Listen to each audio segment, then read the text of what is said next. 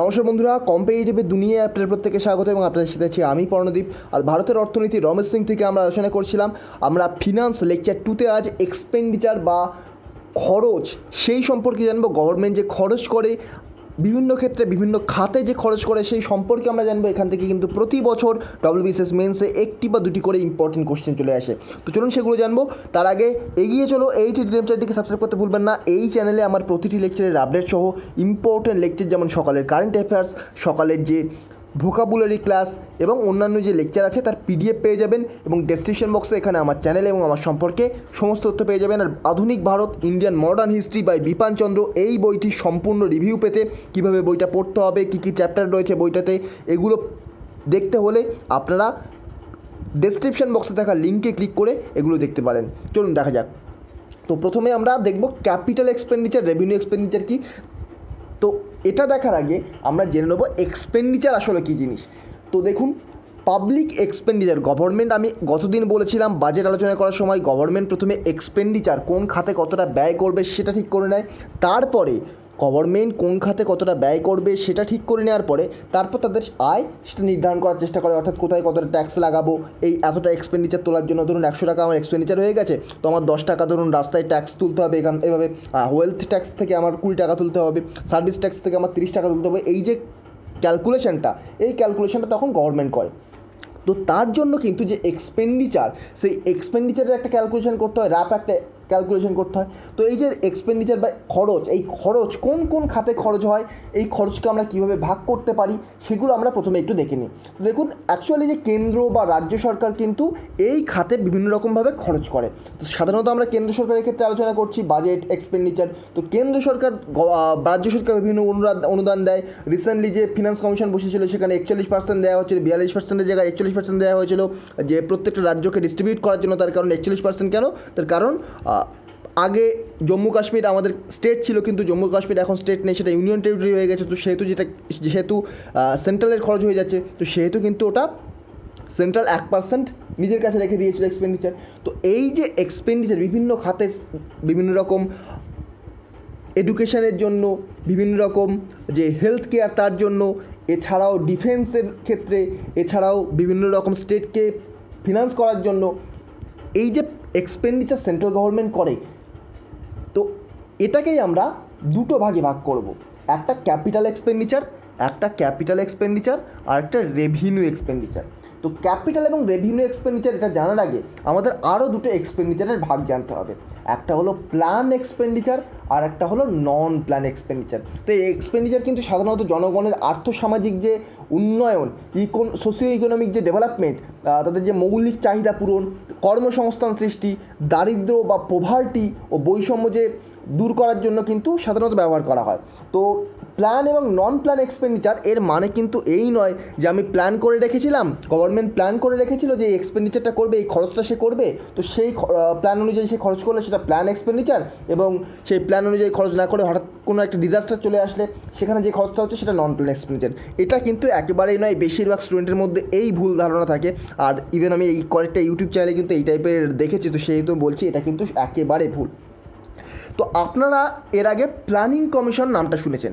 Planning commission নীতি আয়োগ আসার আগে কিন্তু প্রতি 5 বছর অন্তর অন্তর কিন্তু 5 ইয়ার প্ল্যান নাম শুনেছেন। 5 বছরের একটা হিসাব করতো নীতি আয়োগ। যেমন 1 বছরের জন্য পলিসি তৈরি করে 1 বছরের জন্য কীভাবে এগিয়ে যাওয়া যায়, ডেভেলপমেন্ট করা যায় দেশের, তো সেই যে পলিসি তৈরি করে প্ল্যানিং কমিশন, তেমনই কিন্তু বিভিন্ন সেক্টরে কিন্তু 5 বছরের জন্য এক একটা প্ল্যান তৈরি করতো, যে 5 বছর আমাদের দেশটাকে কীভাবে এগিয়ে নিয়ে যাওয়া যায়। এইভাবে কিন্তু প্ল্যানিং কমিশন 5 বছরের জন্য কাজ করতো।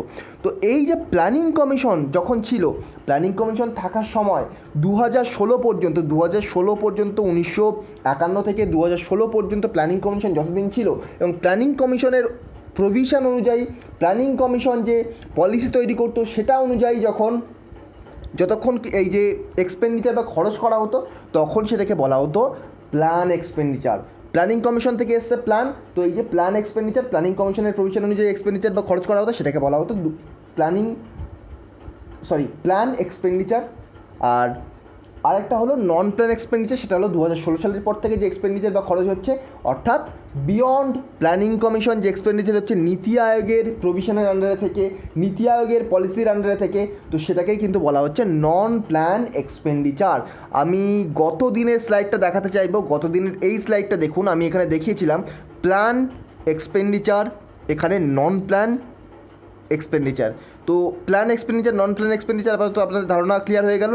নীতি আয়োগের আন্ডারে থেকে বর্তমান যে এক্সপেন্ডিচার বা খরচ হচ্ছে সেটা হচ্ছে নন প্ল্যান এক্সপেন্ডিচার, এবং প্ল্যানিং কমিশনের আন্ডারে থেকে যে এক্সপেন্ডিচার হতো সেটাকে বলা হতো প্ল্যান এক্সপেন্ডিচার। এবার আমরা টার্ন করি দুটো আলাদা আলাদা যে এক্সপেন্ডিচার, ইম্পর্ট্যান্ট দুটো এক্সপেন্ডিচারের ভাগ, সেই দুটো আমরা জানবো।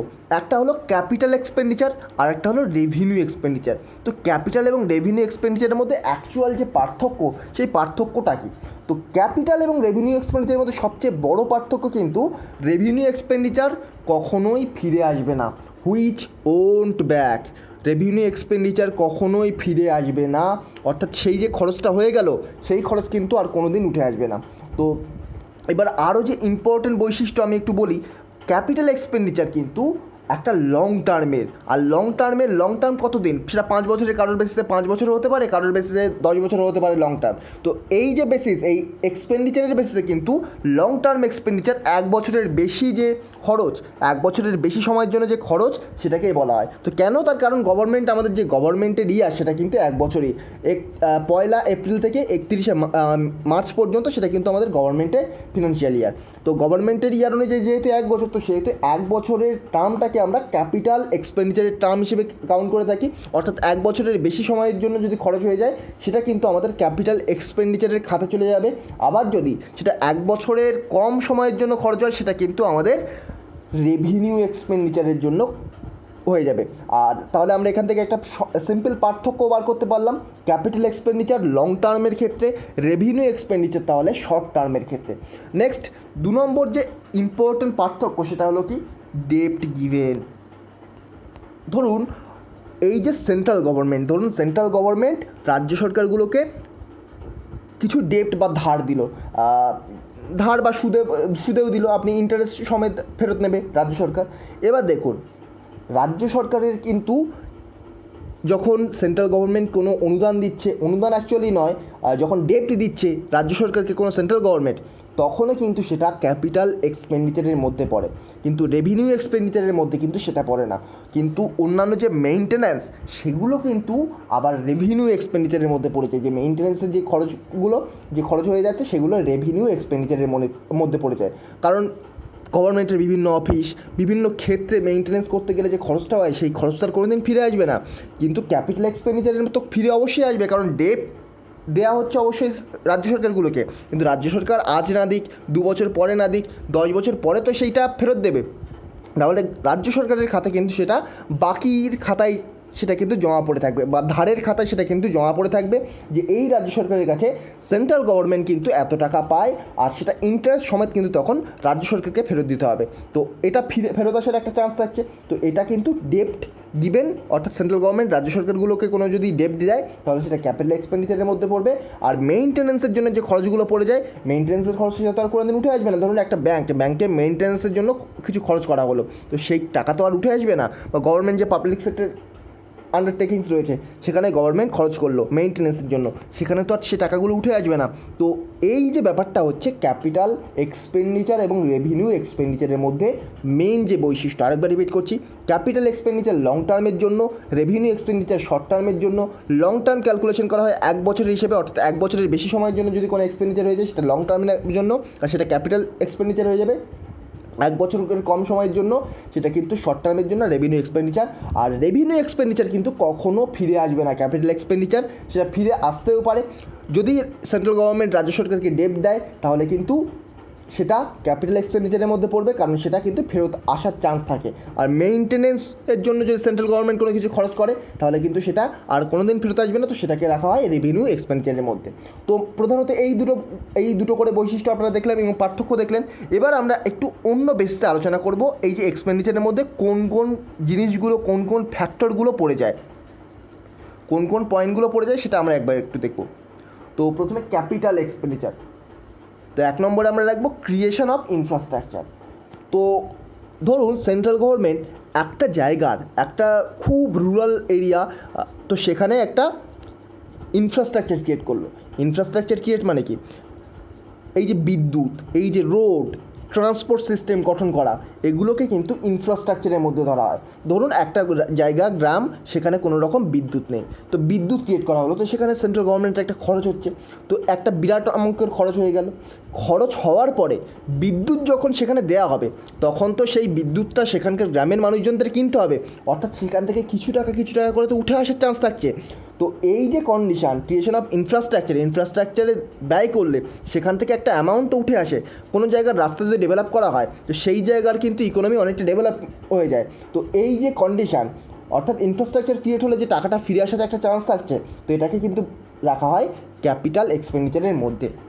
আমরা এইগুলো ওই আগের লিস্টের মধ্যে সব কিছু একসাথে দেখবো, কিন্তু তার আগে বলে দিই 2 নম্বরে আমরা কী দেখলাম, স্টেট লোন। আমি একটু আগে বলেছিলাম ডেপ্ট গিভেন, ও তো ওই স্টেট লোন। স্টেটের কাছে যখন লোন দেয় সেন্ট্রাল গভর্নমেন্ট, সেটা তো ফিরে আসার একটা চান্স থাকে, এবং স্টেট গভর্নমেন্ট সেটা তো পরবর্তীকালে ফেরত দিতে পারে, তো এটাকে আমরা বলতে পারি capital expenditure. Next, repayment of loan. Repayment of loan কথার অর্থ কী, এখানে মন দিয়ে শুনবেন, এখানে previous years WBCS mains UPSC প্রিলিমসে বহুবার কোশ্চেন এসছে।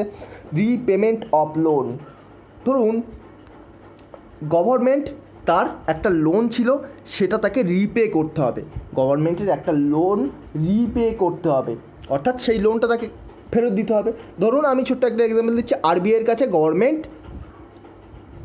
একটা লোন ছিল, আরবিআই গভর্নমেন্টের কাছে একটা লোন পেতো মানে লোনের অ্যামাউন্টটা পেতো, তাই গভর্নমেন্টকে আরবিআইয়ের কাছে সেই লোনটা রিপেমেন্ট করতে হবে।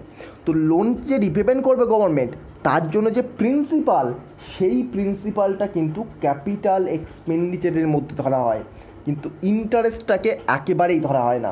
ইন্টারেস্টটাকে কিন্তু ধরা হয়, ওই যে লোনের ইন্টারেস্ট গভর্নমেন্ট যেটা আরবিআইকে দেবে, সেই লোনের ইন্টারেস্টকে কিন্তু ধরা হয়, সেই ইন্টারেস্ট রিপেমেন্টকে ধরা হয় কিন্তু রেভিনিউ এক্সপেন্ডিচারের মধ্যে ধরা হয়। মনে রাখবেন, ভেরি ভেরি ইম্পর্টেন্ট, এটা প্রিভিয়াস ইয়ার্সে বহুবার এসছে। এছাড়াও ডিফেন্সের যে ইকুইপমেন্ট, ধরুন ফ্রান্সের কাছ থেকে আজ একটা অস্ত্র কিনলো ভারত, ইসরায়েলের কাছ থেকে আজ একটা অস্ত্র কিনলো, একটা এয়ারক্রাফট কিনলো, একটা সাবমেরিন কিনলো, তো এই যে ডিফেন্সের পিছনে যে ইকুইপমেন্টের জন্য যে খরচটা করা হচ্ছে, এটা কিন্তু ক্যাপিটাল এক্সপেন্ডিচারের মধ্যে ধরা হয়। তো নেক্সট দেখবো রেভিনিউ এক্সপেন্ডিচারের মধ্যে কী ধরা হয়, দেখুন সাবসিডি। 1 নম্বর হচ্ছে subsidy, very very important. Subsidy নিয়ে আমি একটি ডিটেল লেকচার আনবো, খুব সম্প্রতি আনতে চলেছি। তবে এই যে সাবসিডিস, গভর্নমেন্ট সাবসিডি দিল, ধরুন গ্যাসের জন্য সাবসিডি দিল গভর্নমেন্ট, অথবা ফার্টিলাইজারের জন্য সাবসিডি দিল, এই যে সাবসিডিটা কিন্তু রেভিনিউ এক্সপেন্ডিচারের মধ্যে ধরা হয়, এটা কিন্তু আর কোনো দিন ফেরত আসবে না। স্টেট গভর্নমেন্টকে ধরুন একটা গ্রান্ট দিল, লোন নয় কিন্তু, কোনো রকম লোন নয়, জাস্ট একটা গ্রান্ট দিল স্টেট গভর্নমেন্টকে, সেটাও কিন্তু একটা রেভিনিউ এক্সপেন্ডিচারের মধ্যে চলে আসবে, কারণ এটা কিন্তু কখনোই আর ফেরত আসবে না। এছাড়া রিপেমেন্ট অফ লোন বললাম ইন্টারেস্টের সাথে। এছাড়াও ডিফেন্স ইকুইপমেন্টের মেইনটেন্যান্স অ্যান্ড সেফটি, সেখানে কিন্তু মেইনটেনেন্স, আমি একটু আগে কি বললাম, মেইনটেনেন্স সব সময় কিন্তু রেভিনিউ এক্সপেন্ডিচারের মধ্যে পড়বে, কারণ সেটা কিন্তু কোনোদিন ফেরত আসবে না। এছাড়াও আরও যে গ্রান্টগুলো সেন্ট্রাল গভর্নমেন্ট, ধরুন অন্য কোনো অর্গানাইজেশন, পাবলিক সেক্টর আন্ডারটেকিং, অন্যান্য দেশকে, বাংলাদেশ, নেপাল, এই ছোটো ছোটো কান্ট্রিগুলোতে যে গ্রান্টগুলো দেয়, এই গ্রান্টগুলো কিন্তু আর কোনোদিন ফেরত আসবে না, তো এইগুলোকে কিন্তু রেভিনিউ এক্সপেন্ডিচারের মধ্যে ধরা হয়। এবার আমরা আগের স্লাইডে চলে যাবো। এই স্লাইডে আপনারা দেখতে পারেন, দেখুন purchase of plant and machinery capital এক্সপেন্ডিচারের মধ্যে, রেভিনিউ এক্সপেন্ডিচারের মধ্যে planting of an old machinery, installation cost of plant and machinery, repairs to plant and machinery, এগুলো কিন্তু আপনারা পড়ে নেবেন। আমি PDF প্রোভাইড করে দেবো, বা এই স্লাইডটাই শুধুমাত্র প্রোভাইড করে দেবো, পড়ে নেবেন। ইম্পর্ট্যান্ট, এখানে কোন কোন ভাগে ভাগ করা হয়েছে এক্সপেন্ডিচারের মধ্যে, ক্যাপিটাল এক্সপেন্ডিচার, রেভিনিউ এক্সপেন্ডিচারকে, সেটা আপনারা এখানেই দেখে নিতে পারবেন। আর আমি যে ছকটা বলে দিলাম, এখানে একটু অনেক জঘন্যভাবে হাতের লেখা কোনো রকম না লিখে এই ছকটা তৈরি করে দিলাম। যাই হোক, আপনারা মুখে শুনেছেন এবং আমি জাস্ট টিক মেরে দিয়েছি, যাই হোক, তো মুখে শুনেছেন, এর মাধ্যমে আপনারা পারলে নোট করে নেবেন, আর তাছাড়া এখান থেকে আপনারা দেখে রাখতে পারবেন। আমি আশা করি যথেষ্ট ক্লিয়ার করে বোঝাতে পেরেছি, এবং আপনার যদি কোনো রকম প্রবলেম থাকে তাহলে আপনারা আমাকে কমেন্ট বক্সে আবার জানাতে পারেন। নেক্সট লেকচারে আমরা রিসিপ্ট সম্পর্কে আলোচনা করলাম, আজ তো খরচ সম্পর্কে জানলাম, তো নেক্সট গভর্নমেন্টের আয় কীভাবে হবে সেটা সম্পর্কে জানবো। তো তারপরের লেকচারে আমি একদিন গভর্নমেন্ট ট্যাক্স কীভাবে কালেক্ট করে সেই সম্পর্কে ডিটেলসে জানবো। তো চলুন আজকের এই ভিডিওটা এই পর্যন্তই। যদি ভিডিওটা ভালো লেগে থাকে এই সিরিজটা আপনারা কন্টিনিউ করতে চান, আমার চ্যানেলটিকে সাবস্ক্রাইব করে পাশে থাকা বেল আইকনটি প্রেস করতে ভুলবেন না।